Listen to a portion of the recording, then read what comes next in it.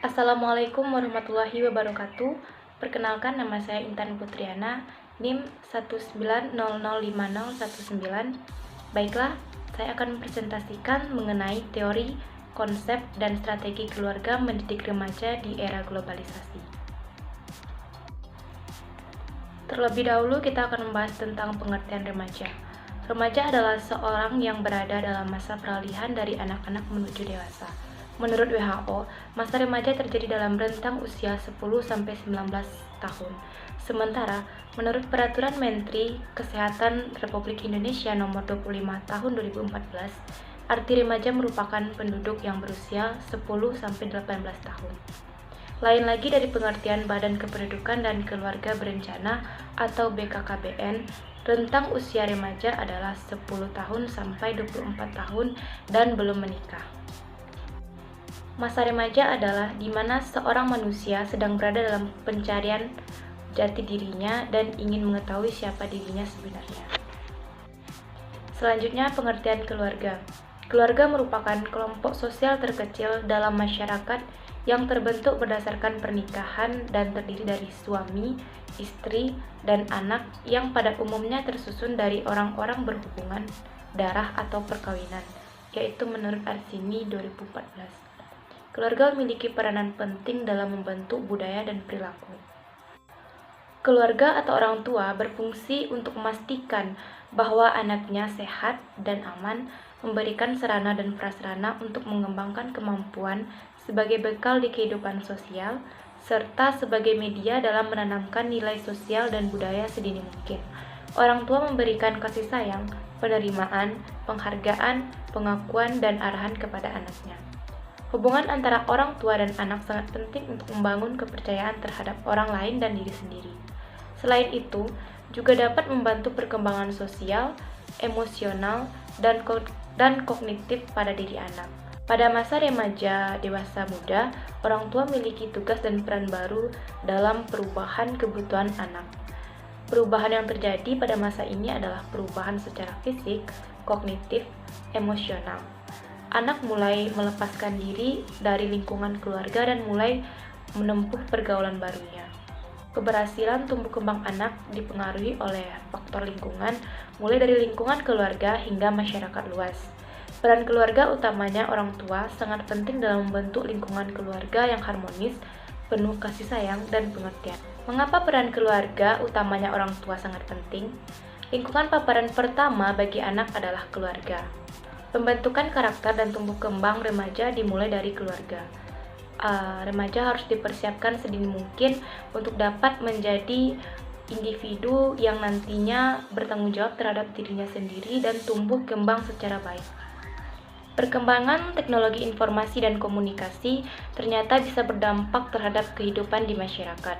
Kebebasan mengakses semua informasi yang ada di internet bisa merugikan penggunanya jika tidak dikontrol dengan baik.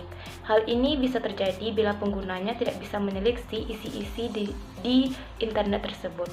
Sehingga di era globalisasi ini, pentingnya anak-anak, khususnya remaja, untuk mempelajari pendidikan agama mereka agar mereka bisa membedakan mana yang baik dan mana yang tidak baik.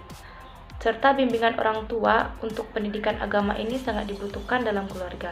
Contohnya saja, orang tua menegaskan untuk sholat 5 waktu dan juga membatasi pergaulan anak dan menjelaskan hal-hal yang tidak boleh dilakukan dalam agama.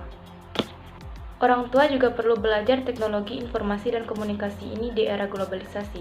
Hal ini bertujuan agar mereka dapat mengawasi dan mengontrol aktivitas anaknya dalam memanfaatkan teknologi.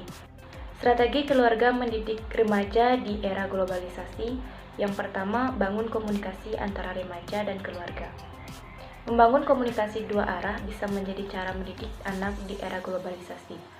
Komunikasi adalah hal penting untuk mengetahui keinginan satu sama lain.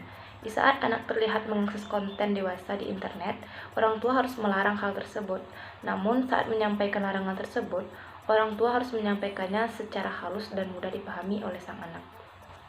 Sebelum memperbolehkan anak memegang gadget, alangkah lebih baik-baiknya jika orang tua mengkomunikasikan kepada anak mengenai hal-hal yang boleh dan tidak boleh dilihat. Tentunya hal ini membutuhkan komunikasi dua arah yang baik. Selanjutnya, beri batasan waktu. Agar orang tua bisa mengontrol anak setiap saat, tentunya harus diberi batasan waktu untuk memperoleh atau menggunakan gadget tersebut. Ketiga, temani remaja saat bermain gadget. Cara mendidik remaja atau anak di era globalisasi selanjutnya dengan langsung memantau aktivitas mereka saat bermain gadget. Memang tidak semua orang tua bisa hadir setiap saat atau selama 24 jam. Akan tetapi, setidaknya orang tua dapat meluangkan waktu untuk memperhatikan anak saat bermain gadget. Cara lain menemani anak bermain gadget bisa dengan memberikan edukasi langsung. Misalnya, orang tua bisa mengajarkan anak menggambar, menghafal, atau bernyanyi lewat tayangan YouTube. Sambil mengajarkan sesuatu, orang tua juga sekaligus bisa mengarahkan anak untuk membuka konten-konten positif yang memang diperlukan sesuai usia mereka. Keempat, berikan contoh yang baik. Orang tua menjadi aktor utama yang akan ditiru oleh anak dalam kehidupan seperti perilaku ataupun tutur kata. Oleh karena itu, alangkah lebih bijaksananya jika orang tua tidak sering menghabiskan waktu untuk membuka gadget atau laptop bila di depan anak. Selanjutnya, perkuat religiulitas. Memperkuat aspek religiulitas adalah cara ampuh bagi orang tua untuk mendidik anak di era globalisasi atau era digital ini. Religiulitas atau keyakinan atau agama dapat menjadi benteng bagi anak remaja. Nilai-nilai agama tentu menjadi bekal baginya untuk menghindari pengaruh atau perilaku buruk yang didapat dari internet tersebut. Contoh kasus keluarga yang salah dalam mendidik remaja di era globalisasi dalam lingkungan sekitar tempat tinggal saya. Sebut saja namanya Anissa. Ia adalah seorang gadis remaja yang terdampak dari permasalahan perceraian kedua orang tuanya. Perpisahan kedua orang tuanya tersebut mengakibatkan Anissa kurang mendapat perhatian dan kasih sayang. Anissa pun sempat kabur dari rumah dan sempat berhenti sekolah. Faktor lain yang mengakibatkan Anissa sempat berhenti sekolah dikarenakan oleh pergaulan yang kurang terkontrol, bergaul dengan orang-orang yang putus sekolah, dan orang-orang yang tinggal berpisah dengan orang tuanya. Dari kasus di atas, orang tua seharusnya dapat bertanggung jawab untuk menyediakan lingkungan yang aman bagi anak remaja, memantau aktivitas, membantu mengembangkan emosi sosial dan kognitif, serta menyediakan arahan dan panduan dalam kehidupannya sehari-hari. Baiklah, sekian penyampaian materi yang dapat saya sampaikan. Jika ada salah dan janggal, saya mohon maaf. Saya sudahi dengan Assalamualaikum warahmatullahi wabarakatuh.